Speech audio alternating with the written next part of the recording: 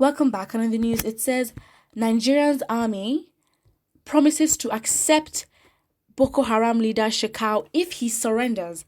The military says it is ready to accept leader of Boko Haram terrorist Shekau.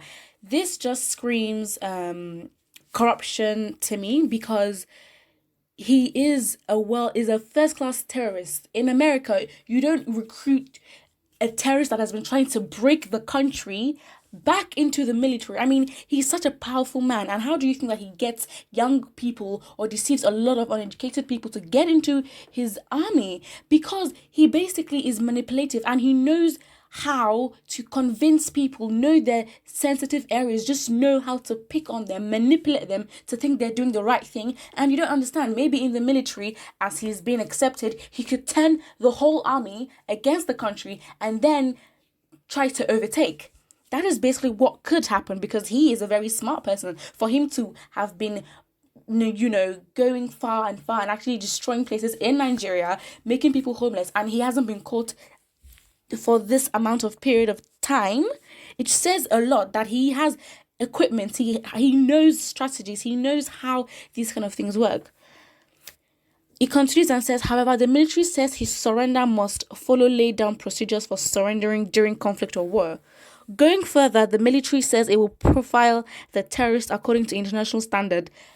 I don't understand. Basically, what happens like in first world countries, when you're a terrorist like Shekau, you are literally put in prison for life because I think most of them don't really believe in basically executing or killing somebody. But what they do, they put you in a highly guarded. I mean, as in like technology is high there, you are literally in a box, you can't leave, you're given food, you're given everything, but you are basically surrounded with guns and there is no chance of you escaping because you can't be put back into society. Because if you're going to be in the army, then obviously he's basically part of Nigeria.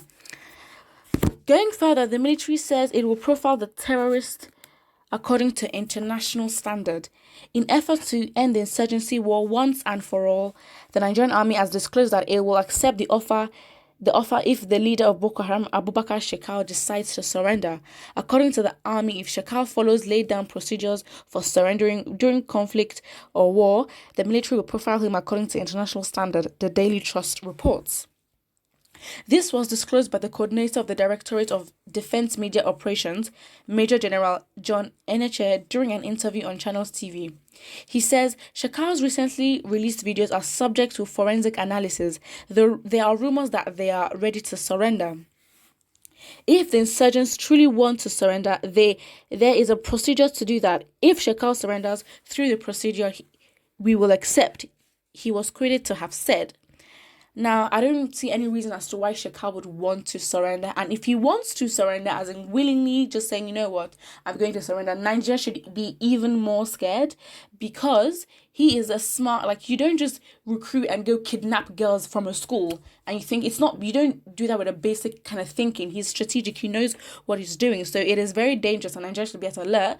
What's the logic behind taking him back into the army that's supposed to protect Nigerians? And that's why with this kind of news and with this kind of reports, it then makes people allude to the idea that the presidency is basically supporting Boko Haram. It makes people believe that Buhari is basically for Boko Haram.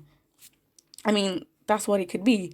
Someone says, meanwhile, Legit Nigeria had reported that barely 24 hours after Chadian President Idris Deby asked him to surrender or be ready to die, the leader,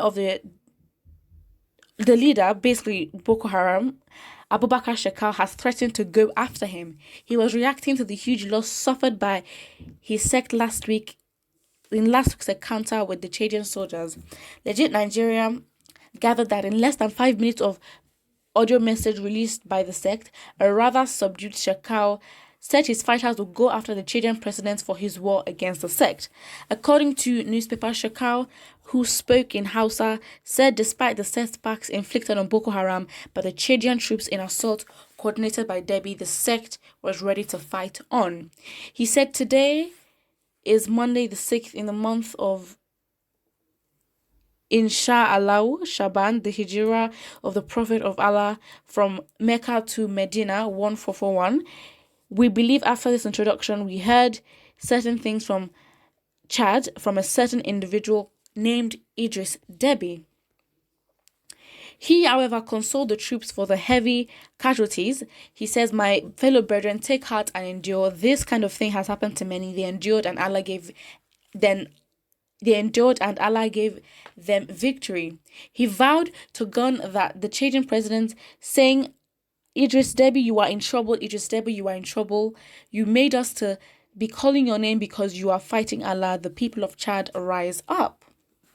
This seems very, very scary because obviously it now shows that Idris Deby didn't actually kill him. So you see, for this man to just never be caught, as in he gets his way all the time, it says a lot. And so the Nigerian army promising to accept him back into the army, into the military, there's a lot behind it, and it makes people even more scared, because it's like, why would you ever want to put him back into the army? He doesn't seem like he's ever going to surrender, and if he chooses to surrender, I personally believe that we are in big trouble. Someone says, if this story is true, then I give up on our military top brass, because it will be too obvious that all the accusation that our military is in collaboration with Boko Haram is a fact.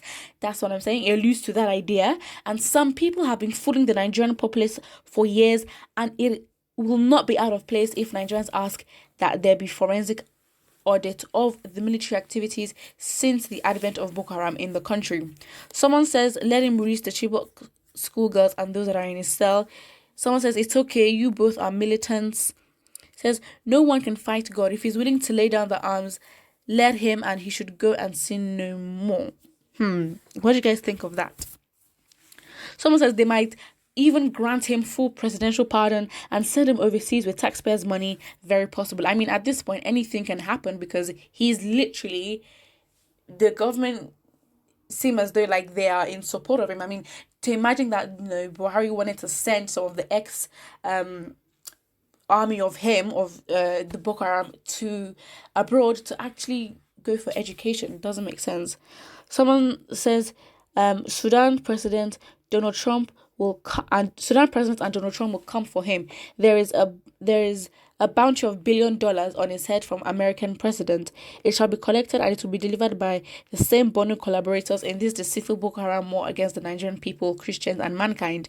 When Charles Taylor thought he was home and dry with a big ranch in Calabar, he was picked up by the world powers to answers to his killings in Sierra Leone and Liberia. Same will happen to Shekau. His is sin against mankind. So guys, what do you think of this? Do you think this makes sense? Do you think that it is very, very scary? Because if they want to put him back into the army, it shows that Nigeria has an army. And yeah, put what you think in the comment section below. Do not forget to like and subscribe.